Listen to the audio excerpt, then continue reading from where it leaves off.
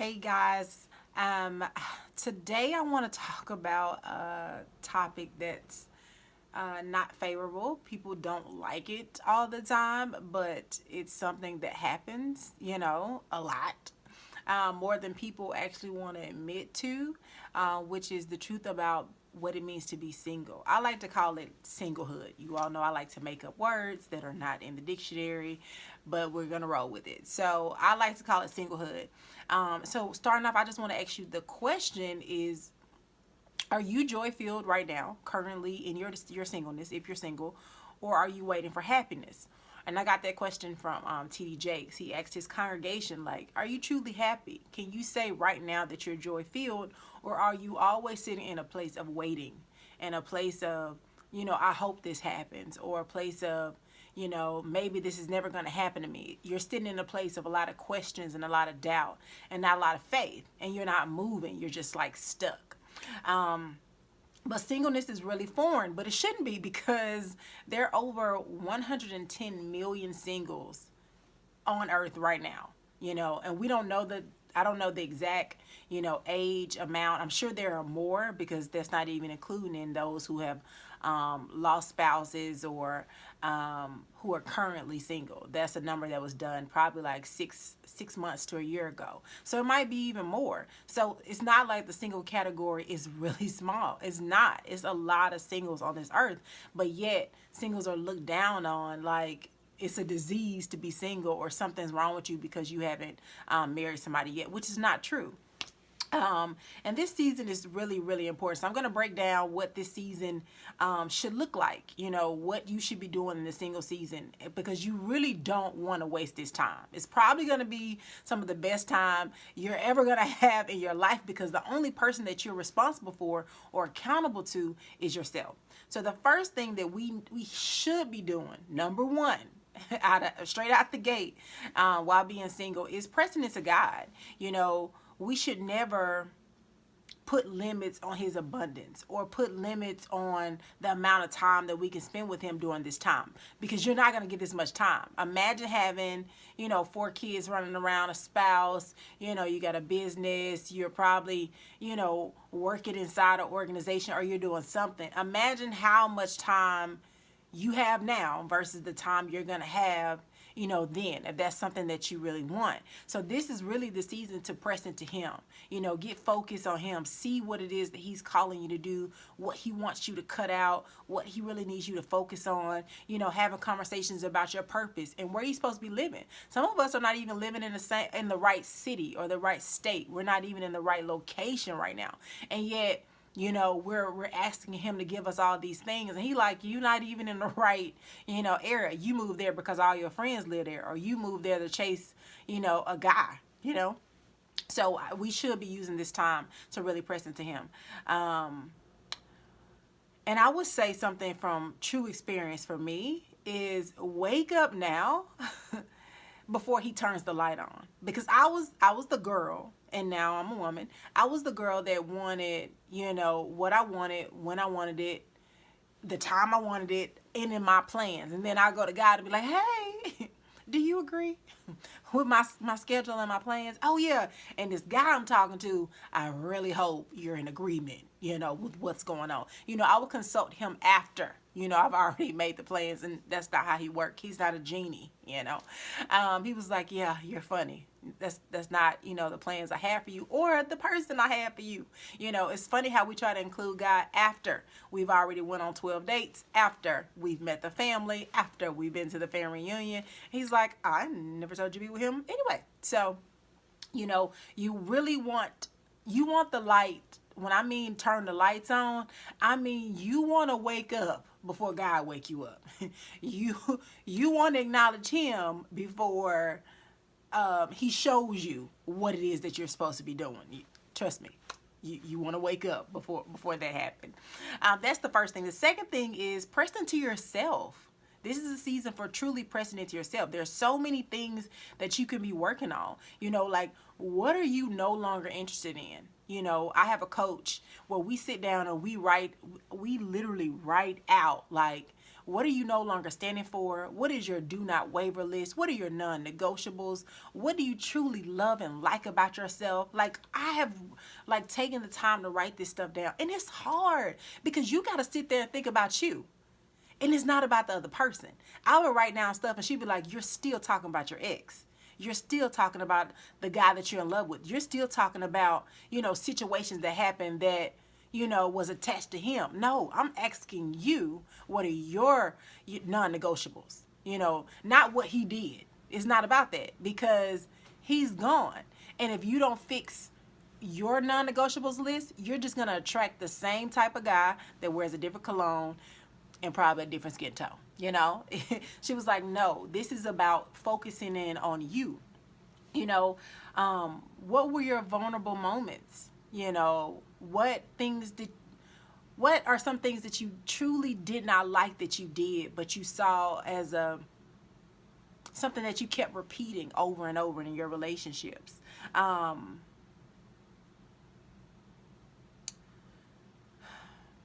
do I want to say this? Ask yourself, are you afraid of speaking up? Are you afraid of being rejected? Are there places in your life where you have put things on the back burner because you were afraid to step out? This is the season to acknowledge those things. If you were always afraid to speak up in your past relationships, you'll be afraid to speak up, with your spouse. And of course, most married women say it's a lot of stuff that you just shouldn't say anyway. But are you mute? Do you have a voice? Do you feel like you've rejected yourself?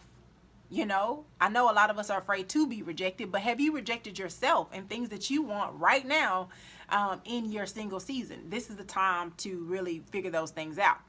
What is going to be your sacrifice and what is going to be your contribution? Something I always say on Facebook Live is, where can you serve in secret? Like, you don't go out and you don't announce it. You don't post pictures. Nobody knows that you're actually doing this but God. Because you're serving in a place where there's no awards, there's no applauses, there's no recognition. You're literally there to serve only. Like, where can you go and serve in your single season and you're not trying to be recognized for it and you're not trying to get likes from it either? Something I love that Andy Stanley said. He said, figure out something that breaks your heart. Maybe that's going to be your area to serve in. Kids who've been neglected or abused or just don't have anybody to talk to usually is my lane. I don't know how I end up there every single time, but I'm always with kids that have been through stuff. And even though I wasn't neglected or abused as a child, my heart literally breaks for those children who are helpless and that have been abused. Look for areas where your heart literally breaks or you feel the most attachment to. Don't be out here just serving because, your friend going to help at Goodwill and you like, okay, girl, I go with you. Do something that you truly feel like attached to, because that's where you're going to go hard. You're going to look up and the clock is like still running and you're like, oh, I'm still here. I need to go to bed. I got to work tomorrow. But you're just so attached to whatever it is that you're doing. Time doesn't even matter when you're doing it. Again, do you like yourself? Do you truly love yourself? What are your prayers like? Like, what level to, how should I phrase this? Like, how hard are you going in your prayer life? Is it something you just do every now and then? Because I honestly believe this is a season where it's gonna take some praying singles. Like, it's hard being single. You know what it feels like to be with somebody. You know what it feels like, to be on dates and to be in love and, go places with a person. This is truly a season of tapping into prayer. Like, no, for real. I need you, Lord. Like, what is your prayer life really, really looking like? Another thing that we should be focusing on in this season is pressing into others. Like how hard we truly want to press into other people, because this is the time where you can cultivate relationships. If you're not in a relationship, this is time to catch up with your aunties, your uncles, your cousin, go visit some people, take some trips that you had on your bucket list for the past 9 years. This is really that time. So even in a relationship, if you want a relationship, there's more stuff for you to talk about. Like, oh yeah, I did go to Africa. I've been to Punta Cana or whatever. It's a conversation piece that you can add to a relationship, because you actually lived a life. You haven't sat back and waited, hoping that you meet somebody. Right now you can practice empathy or practice listening. It's something I'm working on currently with my friends.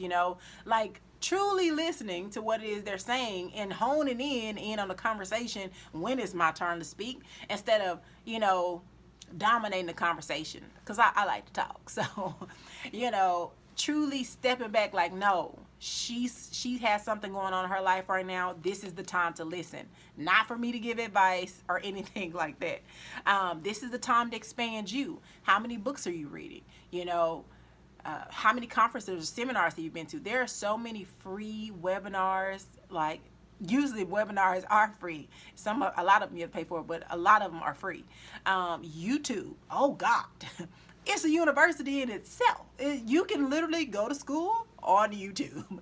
Instead of listening to music all day, listen to a couple videos that's going to expand your mind and how you see the world, and just grow you. It's important. So make sure you add that to your routine, like looking for ways to expand you. Lastly, I truly believe that it will be a disservice for you to waste this season. A disservice to the future you, a disservice to the current you. It's a disservice to put off your happiness until you get in a relationship. I think the best gift you can give yourself right now is joy right now. Like joy today. Instead of like hoping, you're joy filled when you get in a relationship. Because something I love that Ayanna Van Zant said. She said, I call her my auntie.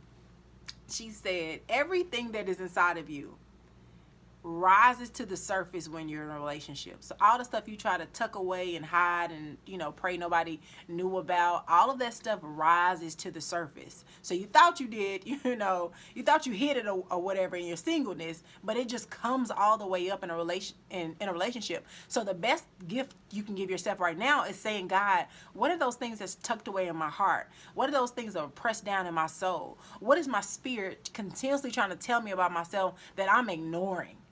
This is the time to really focus and hone in on that stuff. So the craziness can go ahead and come out. The insecurities can go ahead and come out. The vulnerability will go ahead and come out, so that you see yourself fully, and it's not something that, it's not a show. Like this is all of you. This is the unveiling of who you truly are. And it would be a disservice for you to go through this season and still be a dependent person. Don't nobody want to date nobody that's dependent. Gotta call you every 12 seconds, gotta text you back like immediately, or you've like lost it. Nobody wants a dependent person.